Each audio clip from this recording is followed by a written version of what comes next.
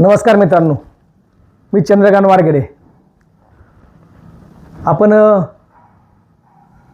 आज या ठिकाणी भूमी अभिलेखचा हवेली उपाधीक्षक विकास गोपने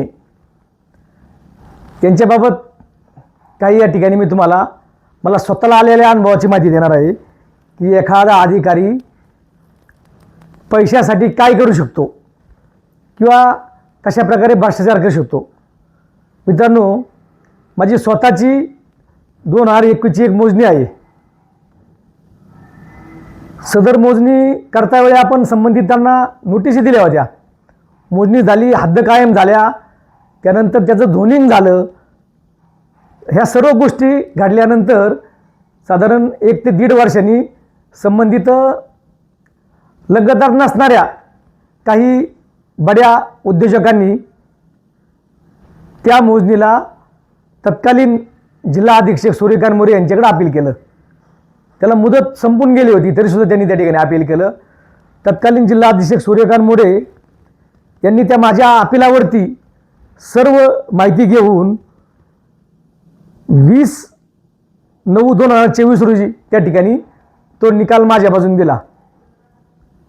त्यानंतर पुन्हा त्या ठिकाणी तत्कालीन सूर्यकांत मोरे यांचं निलंबन झालं आणि त्या ठिकाणी प्रभाकर मुसळे म्हणून दुसरे जिल्हा अधीक्षक त्या ठिकाणी रुजू झाले। त्यांनी पुन्हा त्या ठिकाणी पैसे घेऊन ते अपील पुन्हा त्यांच्याकडे दाखल करून घेतलं। मुळामध्ये एखादा निर्णय एखाद्या अधिकाऱ्याने दिल्यानंतर त्याला काहीतरी मुदतीची बाधा असते, त्या मुदतीत ते अपील दाखल करून घेता येतं। परंतु प्रभाकर मुसळे यांनी ते कोणतरी मोठे बिल्डर आहेत, उद्योजक आहेत म्हणून त्यांच्याकडून काही रक्कम स्वीकारून त्या ठिकाणी हे अपील त्यांच्याकडे पुन्हा दाखल करून घेतलं।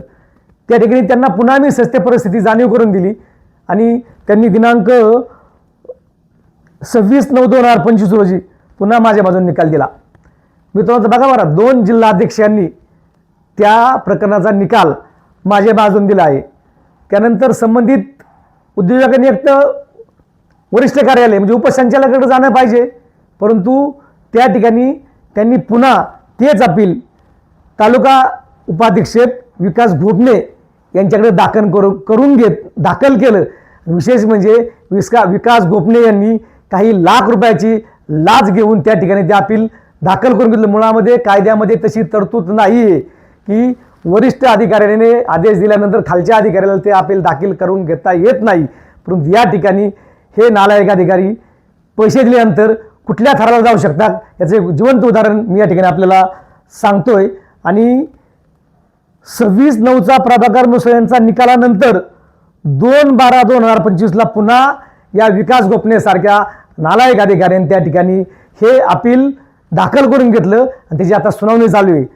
तर अशा प्रकारे जर ह्या अधिकारी पैसे घेऊन काही उलटपलट उद्योग करीत असतील तर माझी चंद्रशेखर बावनकुळे की जे खऱ्या अर्थानं चांगलं काम करताय त्यांना विनंती आहे की अशा नालायक अधिकाऱ्यांना आपण या पदावरून हाकलून द्यावं आणि निलंबित करावं। नुसतं निलंबित करून चालणार नाही, तर यांना ह्या कामावरून कायमस्वरूपी काढून टाकावं आणि कुठेतरी सर्वसामान्य नागरिकांना दिलासा द्यावा। कारण हे अधिकारी बिल्डर लोकांनी पैसे दिल्यानंतर कुठलेही निर्णय घेतात, काही पण निकाल करतात, कुठलेही अपील दाखल करून घेतात। त्यामुळं या संदर्भात आपण निर्णय घ्यावा अशा माझी विनंती करतो। धन्यवाद।